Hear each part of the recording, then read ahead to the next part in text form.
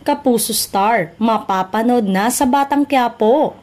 Maaalalang nagbigay noon ng pahayag ang isang kapuso actor tungkol sa mga naririnig daw niyang kwento sa kasalukuyang kalagayan ng kanyang karir. Nilinaw nito na hindi raw niya pinagsisisihang inilaan niya ang kanyang oras sa kanyang pamilya. Ako bilang ama at bilang asawa, parang never namang pumasok sa isip ko na magiging dahilan yung pamilya ko at yung pag-focus ko sa anak ko para mawalan ako ng karir. Saan nito?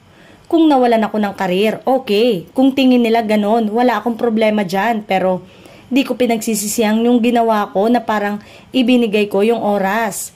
Ibinigay ko yung lahat ng pwede kong panahon sa pamilya ko. Lalo na sa mag-ina ko, anya pa. Kaya naman, ayon pa sa aktor, hindi raw niya maunawaan kung bakit ginagawang dahilan ng pagbuo ng pamilya para sabihing nawala ng karir ang isang tao.